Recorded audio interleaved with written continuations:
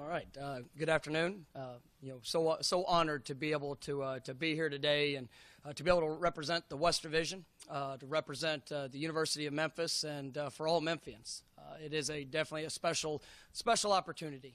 This football team has had an incredible season.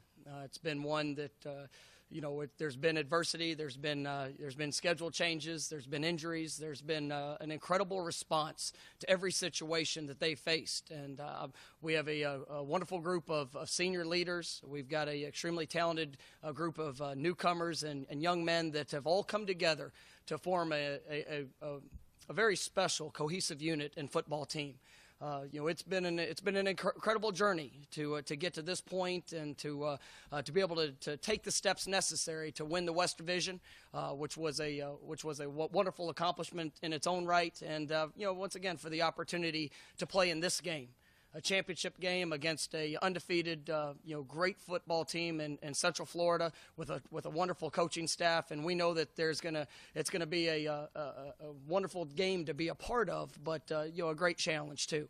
Our guys are excited about it. We've had a great week of preparation. We're looking forward to the opportunity that's in front of us, and we know that it's going to take our best effort to put ourselves in a position to be successful. But I believe in this football team. I believe in the young men and the work that they've put in to get to this point, and we're definitely excited about being able to kick it off. And so we're looking forward to tomorrow, and it's going to be a great atmosphere. We're grateful for the American Conference and all that they've done in making our travels and this opportunity so special. And we're looking forward to representing our university and community, hopefully in a first-class fashion for how we play tomorrow.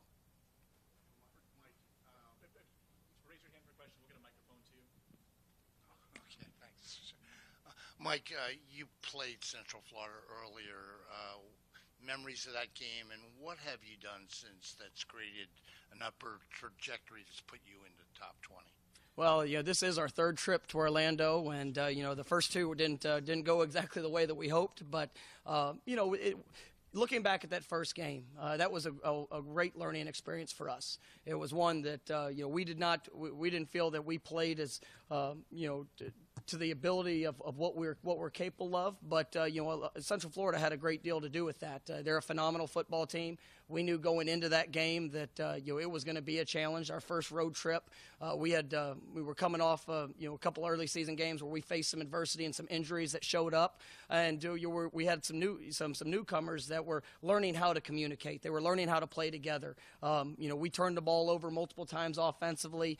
We didn't score in the red zone. Basically, all the things that are necessary to win a big game, we weren't able to accomplish. But the day after our last game, we got together as a football team, and we talked about each experience, and we had to build off of every experience, good, bad, and indifferent. And that's one thing that our football team, the way that we prepared, the intensity, the focus of every rep in practice, it had to get better because we saw a different standard.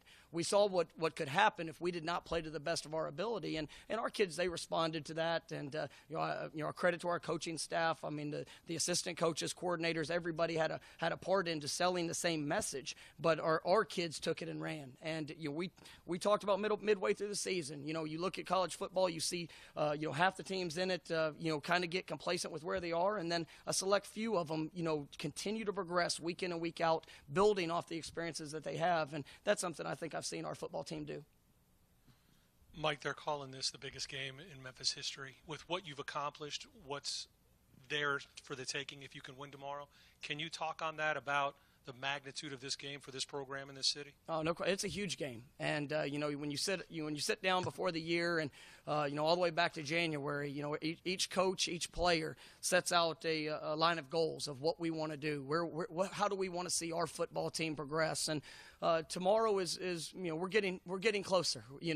Obviously, being able to win the West Division was something that was big, but to do it in the fashion that we were able to for that to occur was pretty special. And now to be a 10-1 football team going into the conference championship game against an undefeated Central Florida team, we know the implications of what can come if we can find a way to be successful. And that's what makes it such a big game. It's a big game because the the work that each and every one of our players and coaches have put into this season, for every opportunity to be able to actually stand here today. But, we know that if you can win tomorrow, if you can find a way to achieve that goal and that feat, that everything that we set out to at the beginning of the season to want to accomplish is there in front of us. And so it's a great compliment to our team and to our community, all the support that we've had in Memphis, the excitement that's continuing to build around the Tiger football program. It's pretty special. Hey, Coach, right here. When you look at that trophy and take a good look at it, what does that mean to you as a young coach in your second year at the helm to be able to do something like this at a program that has never, ever played in a conference championship game?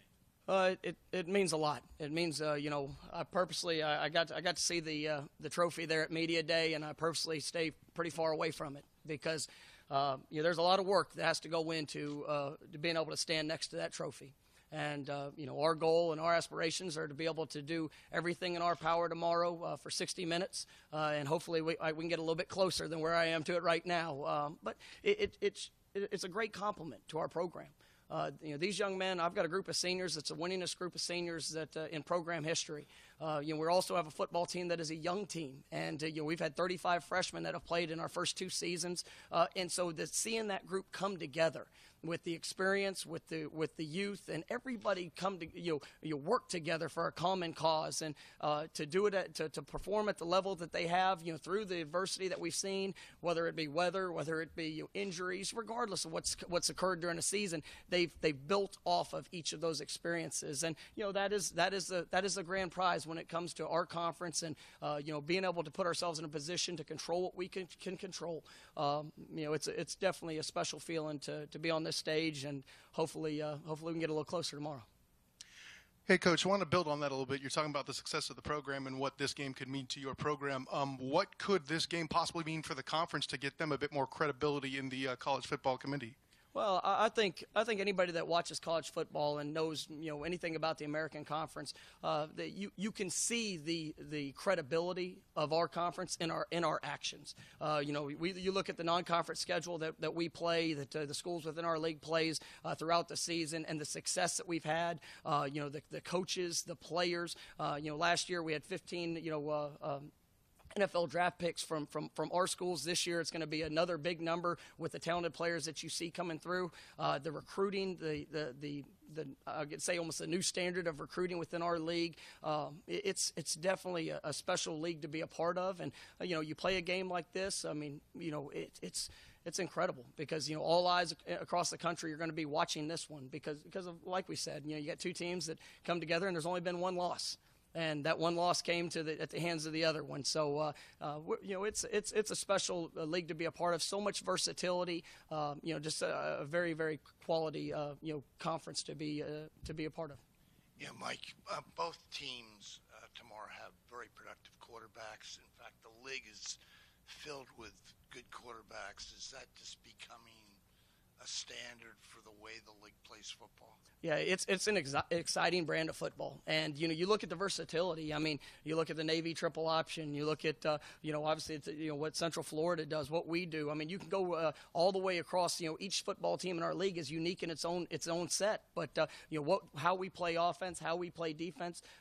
We take pride at Memphis of being we see ourselves as a program that is built for playmakers, and so we try to find the right fit for our program, and then put them in a position to be able to showcase all of their skills and talents. And I think that's what you see within our league is there's some guys that come into our programs that are not highly recruited, some guys that have to be developed, some guys that have to be put in a position to be showcased. And we take a great deal of pride in that.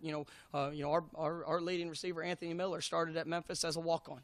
Didn't have a scholarship offer, but he is a self-made man. He is somebody that's come to work every single day to put himself in a position to be successful, and we try to complement that by also being able to move him around to be able to showcase those talents that he does have, so that the country can see. And I think that when you look at our conference as a whole, that's kind of what highlights each and every one of our teams.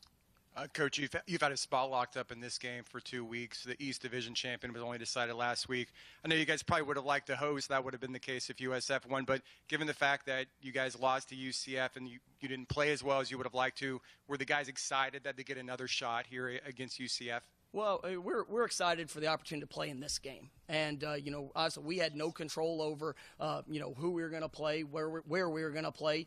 We tried to do the best of our ability throughout the season and ensure that we can get to this game. And, when Central Florida won that game last Friday, we knew who we would play, but we still had business that we had to do finishing up our regular season. And so, our guys are excited. We're excited for the opportunity. And we know that last time we were here, we didn't play up to the ability that we believe we can. And so, but once again, those are just words. We have to go and prove it on the field, and that's something we take a great deal of pride of within our program is to make sure our actions do a lot more talking than the words that we say. And last time we were here, we didn't show real well, but our kids are excited about being able to go out there and play to the best of our ability and hopefully put ourselves in a position to be successful. Hey, Coach, UCF's running attack is extremely good, and you guys have made a point this week about stopping that running attack. Just, what goes into the preparation of trying to stop that attack that has so many running backs with different skill sets? How are you trying to slow that down? Well, it's a challenge, and I think that any team that's played Central Florida this year has kind of went into it with the same headaches that we've experienced here throughout the week. But what makes them special is they're so diverse in how in their presentation of attack. They can run inside, they can run outside. Obviously they've got many backs that can hurt you and are very explosive. If they get in the open field, their speed takes over and they're definitely tough to get down. But then you also have a quarterback in Milton who you have to account for. Because if you don't have a hat accounting for him, he can make you pay with his legs, and then also once you get to where you're trying to stop the run, well, they've got some very skilled receivers on the perimeter, and they can hurt you down the field in the passing game. So it's a great compliment. It's what as a guy that's been in offense has kind of been my background. I've got a tremendous deal of respect for Coach Frost and what they do because it is balanced, and that's what we try to do as well on offense because that makes the challenges that much greater for a defense to have to defend.